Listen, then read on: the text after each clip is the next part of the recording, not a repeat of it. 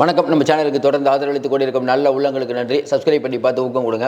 நேற்று அண்ணாமலை அவர்கள் பேசிய பேச்சு, குறிப்பாக எடப்பாடி பழனிசாமியை ரொம்ப நாளாக பேசாமல் இருந்தவர் நேற்று பேசினது முக்கியத்துவம். அதையும் தாண்டி முனுசாமியை ரவுண்டு கட்டி அடித்தாருன்னே சொல்லலாம். அந்த அளவுக்கு அவருடைய பழைய வரலாறுலாம் எடுத்து பேசினது.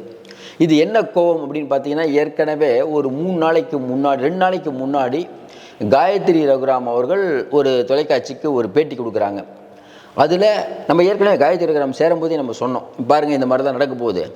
எப்படி வடிவேலு அவர்களை திட்டுறதுக்கு, நம்ம விஜயகாந்த் அவர்களை திட்டுவதற்கு வடிவேலுவை திமுக யூஸ் பண்ணதோ, அதே போல் அண்ணாமலையை டார்கெட் பண்ணுறதுக்கு இன்றைக்கி எடப்பாடியே பேச மாட்டார். ஏன்னா அவர் ரேஞ்ச் வேறன்னு நினைக்கிறார்.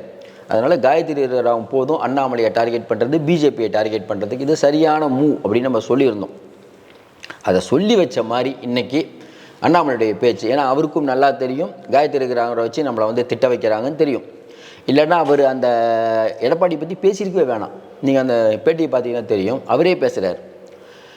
நல்லா ஒரு விஷயம் புரியுது. மோடி அவர்கள் போன பிறகும் முதல்லையாவது அமைதியாக இருந்தால் இப்போ அட்டாக் ஆரம்பிக்கிறாங்கும் போது கண்டிப்பாக அந்த சமரசங்கிறது இல்லை. நம்மளே சொன்னோம், எடப்பாடி பழனிசாமிலாம் சமரசத்துக்கு ஒத்துக்க மாட்டாங்க, இவங்க போனாலும் அவர் ரொம்ப தெளிவாக இருக்கார், அவர் என்னத்தையும் பார்ப்பார், அந்த முடிவு வந்துட்டாருன்னு நம்ம சொன்னோம். அதே தான் நடந்திருக்குது.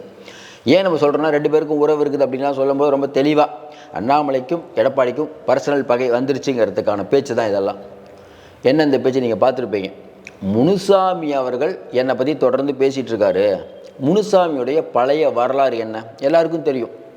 முனுசாமி அவர்கள் அங்கே தருமபுரியில் எலெக்ஷன் நடக்குது, எம்பி எலெக்ஷன் நடக்குது. முனுசாமி அவர்கள் அமைச்சர். அந்த நேரத்தில் கண்டிப்பாக அன்புமணி ராமதாஸ் ஜெயிக்கக்கூடாதுன்னு ஜெயலலிதா நினைக்கிறாங்க. ஏன் ஜெயலலிதா நினைக்கிறாங்க அப்படின்னா, ஏற்கனவே கூட்டணி, அதாவது அதிமுகவும் பாட்டாளி மக்கள் கட்சியும் கூட்டணியாக இருந்தபோது ஜெயலலிதா ஒரு வாக்குறுதி தராங்க ராமதாஸ் ஐயாவுக்கு. என்னென்ன, ராஜ்யசபா தரேன் அப்படின்னு சொன்னாங்க. அது ராமதாஸ் அவர்கள் விடாப்பிடியாக வாங்கினாருன்னு சொல்லுவாங்க. ஜெயலலிதாவுக்கே டஃப் கொடுத்த ராமதாஸுக்கு ஜெயலலிதா கற்றுக் கொடுத்த பாடம் என்னென்னா, எலெக்ஷன்லாம் முடிஞ்சதுக்கப்புறம் ராஜ்யசபா சீட்டு தரணும் அன்புமணிக்கு. இப்போ தந்திருக்காங்கல்ல ஜி.கே. வாசனுக்கு, அந்த மாதிரி ஜெயலலிதா அவர்கள் ராஜ்யசபா சீட்டு கேட்குறாருமா ஐயான்னதுக்கு, நீங்கள் எதுக்கு வர சொல்லுங்கள், கோட்டைக்கு வர சொல்லுங்கன்னாங்களாம். இல்லை சட்டமன்றத்திலையும் நாடாளுமன்றத்திலையும் என் கால்கள் பதியாதுன்னு ஐயா சொல்லுவாருங்கன்னு. பையனுக்கு சீட்டு வேணால் வந்தே ஆகணும்னு சொல்லி வர வச்சு சீட்டு கொடுக்காமல் இருந்தவங்க தான் ஜெயலலிதா. அந்த அளவுக்கு உங்களால் எங்களுக்கு பயம் இல்லைன்னு அனுப்பிட்டாங்க, ஏன்னா நீங்கள் உங்கள் ஓட்டு எனக்கு வரலன்ட்டாங்க. அப்படிப்பட்ட தலைவர் ஜெயலலிதா. அப்படி இருக்கும்போது அந்த அன்புமணி ஜெயிக்கக்கூடாதுங்கிறது ஜெயலலிதாவோட எண்ணம். சில பேர் நினைப்பாங்க அவங்க ஜெயிக்கக்கூடாதுன்னு. முனுசாமி பார்த்துக்கோங்கன்னு சொன்னதுக்கு பிறகும் தோத்துட்டாங்க. யார்? அன்புமணி ஜெயிச்சிட்டார். பின்னாடி என்ன தகவல்னு பார்த்தா, அம்மா முனுசாமி ஐயா தான் அவன் ஜெயிக்க வச்சதுன்னு சொன்ன உடனே அவர் ஊர்லேருந்து காரில் புறப்பட்டு இருக்கும்போது எல்லாருக்கும் தெரியும், காரில் புறப்பட்டு இருக்கும்போது கொஞ்சம் தூரம் வந்தவுடனே அமைச்சர் பதவி எடுத்தாங்க, அடுத்து வந்தோடனே கட்சி பதவி எடுத்துட்டாங்க. எதுவும் இல்லாத முனுசாமியாக ஊருக்கு வந்தார் ஜெயலலிதா. கடைசியில் அவங்க இறக்கும் போதெல்லாம் அவருக்கு அந்தளவுக்கு பவரே இல்லை, சாதாரணமாக இருந்தார் முனுசாமி. அந்தளவுக்கு கோலோச்சிட்டு இருந்த முனுசாமியை அடக்கி உட்கார வச்சதில் நம்ம ஜெயலலிதா அவ்வளோ பண்ணாங்க. அப்படிப்பட்ட சூழ்நிலையில் எப்படி மறுபடியும் முனுசாமி வந்தார்? இந்த ஓபிஎஸ் தர்ம யுத்தம் பண்ணும்போது ஓபிஎஸ் கூட வந்தார். அப்போ ஓபிஎஸ்க்கு பெரிய நம்பிக்கையாக இருந்தார். அதுக்கப்புறம் பார்த்திங்கன்னா எடப்பாடி கூட இப்போ ரொம்ப நம்பிக்கையாக இருக்கார். இப்போ எடப்பாடி பழனிசாமி இதில் அவர் ஒரு முக்கியமானவர். அவங்க பையனுக்கு இப்போ சீட்டு கொடுக்க போகிறாங்க கிருஷ்ணகிரியில். இப்படி இருக்கும்போது முனுசாமி டார்கெட் பண்ணுறாரு அண்ணாமலையை. அதாவது எடப்பாடி பழனிசாமிக்கு யாரை பிடிக்காதோ அவரை எடப்பாடி பழனிசாமி பேசுகிறத சுற்றி இருக்கவங்க பேசுவாங்க. எல்லா கட்சியிலும் நடக்கிறது தான், அது தப்பெல்லாம் ஒன்றும் இல்லை.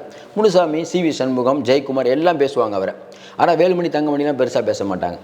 இப்படிப்பட்ட சூழ்நிலை இன்றைக்கி பேசக்கூடிய அண்ணாமலை, முனுசாமியோடைய பழைய வரலாறு தெரியுமா, ஜெயலலிதா அம்மாவை ஏன் நீங்கள் பதவியிலேருந்து எடுத்தீங்க அப்படின்னு நிறைய பேசினார். ஏன் வரலாறு தெரியுமான்னு நிறைய பேருக்கு தெரியும், அதனால தான் அந்த வரலாறே சொன்னோம். அதுக்கப்புறம் அவர் பேச தேவையில்லை. ஆனால் ஒரு வார்த்தை சொல்கிறாரு, 1.5 கோடி உறுப்பினர்கள்னு சொல்கிறாங்களே, அதில் சேலத்துக்காரரை விட யாரும் தலைவராக தெரியலையான்னாங்க. இது ஸ்ட்ரெயிட்டாக எடப்பாடியே. ஏன்னா 1.5 கோடி தொண்டர்கள் ஆளுமை நிரூபித்து விட்டோன்னு எடப்பாடி பழனிசாமி சொல்லும்போது அவரை டார்கெட் பண்ணி உங்களை விட்டால் கட்சியில் யாரும் இல்லையா. ஏன்னா இந்த உதயநிதியை திமுகவே பேசாத வார்த்தை. அவங்க பிரிஞ்சு இருக்குது அது இருக்குதுன்னு சொல்லுவாங்களோ இல்லையா. எடப்பாடி பழனிசாமிக்கு தகுதி இல்லை, நீ மட்டும்தான் தகுதியான்னு கேட்க மாட்டாங்க. அந்த அளவுக்கு இவர் டார்கெட் பண்ணுறாருன்னா இது பர்சனல் அட்டாக் ஆகிடுச்சு. சரி, இந்த அட்டாக் எப்படி ஆரம்பிச்சது?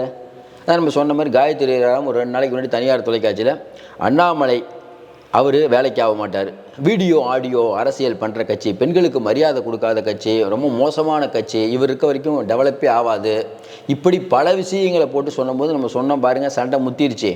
காயத்ரி ரகுராம் வச்சு அண்ணாமலை திட்டினா அண்ணாமலை கம்முட்டு இருக்க மாட்டார். இப்போ அடுத்து என்ன சொல்கிறாங்க சொல்ல முடியாது. அண்ணாமலை கோவப்பட்டு ஏதாவது வீடியோ இவரை பற்றி அதிமுகவை பற்றி வெளியிட்டால் என்ன பண்ணுறது? அண்ணாமலை அமைதியாக எவ்வளோ நாள் இருப்பார்? ஏன்னா அவர் சொல்லிட்டார், என்னோட ஈகோவை டச் பண்ணிங்கன்னா நான் பிரச்சனை ஆயிடுவேன்னு சொல்லியிருக்காரு. அப்போ ஒரு விஷயம் நல்லா தெரியுது, மோதல் அதிமுக பிஜேபிக்கு ஒரு பெரிய மோதல் ஆரம்பித்து விட்டது. யார் ஜெயிக்க போகிறான்னு தெரில. இதில் எடப்பாடி பழனிசாமி அது ஒரு டெல்லியில் வேற ஒரு லாபியை வச்சு அவர் அங்கே தெளிவாக தான் இருக்கார். அண்ணாமலை அமித்ஷா வரைக்கும் லாபி. அதனால் 2 பேரும் பெரிய லாபி வச்சுருக்காங்க. யார் ஜெயிக்க போகிறாங்கன்னு தெரில. என்ன இன்றைக்கி இருக்க கட்டாயத்தில் அதிமுக பெரிய கட்சி, மறுக்கவே முடியாது. அவங்களுக்கு நிறைய கேடர்ஸ் இருக்காங்க. ஆனால் அவர்கள் ரொம்ப பொறுமையாக நிதானமாக காய் நவுத்திட்டு இருக்காரு. மறுபடியும் சொல்கிறேன், எடப்பாடியை நம்ம அண்டர் எஸ்டிமேட்லாம் பண்ண முடியாது. இப்போ அண்ணாமலையுடைய பேச்சு இங்கே என்ன ரியாக்ஷன் ஏற்படுத்த போகுதுன்னு தெரியல, பொறுத்திருந்து பார்ப்போம். இதை திமுக இப்போ அழகாக வேடிக்கை பார்க்குது. தொடர்ந்து நம்ம சொல்கிற மாதிரி திமுகவை திட்டத்தை விட இவங்க 2 பேர் திட்டத்தினால ஓட்டு பிரியும், திமுக ஜெயிப்பதற்கான வாய்ப்பு நிறைய இருக்கிற மாதிரி தான் எல்லோரும் சொல்கிறாங்க. இப்போ நம்மளும் அதான் சொல்லிகிட்டு இருக்கோம், இந்த 2 பேர் சண்டையிலையும். ஆனாலும் எடப்பாடி பழனிசாமி ஒரு மூவ் பண்ணுறார், அண்ணாமலை ஒரு மூவ் பண்ணுறாரு. இதில் யார் ஜெயிக்க போகிறாங்கிறது காலம்தான் முடிவு செய்ய வேண்டும். இப்போ இருக்க நிலைமையில் அதிமுக பெரிய கட்சிங்கிறத மறுக்கவே முடியாது. அதுக்கு ஒரு பெரிய கேடர்ஸ் இருக்காங்க. அண்ணாமலை சொல்கிறாரு தாமரை மலர்ந்து விட்டது, அது எலெக்ஷன் வந்தால் தான் தெரியும். நம்ம இந்த ஜிக்கெல்லாம் சொல்கிற மாதிரி மோடி வளர்ந்து விட்டார்னு சொல்கிறத நம்ம ஏற்றுக்க முடியாது. தேர்தல் வந்தால் தான் தெரியும் எடப்பாடி பழனிசாமிக்கு எவ்வளோ ஓட்டு, இவருக்கு எவ்வளோ ஓட்டுன்னு பொறுத்திருந்து பார்ப்போம். ஆனால் இந்த விஷயத்தை பொறுத்த வரைக்கும் காயத்ரி ரகுராம் பேசிய பேச்சுக்கு ரியாக்ஷன், அடுத்து பேசினால் இன்னும் ரியாக்ஷன் வருங்கிறத அண்ணாமலை சொல்லாமல் சொல்கிறாரு. மீண்டும் சந்திப்போம். நன்றி, வணக்கம்.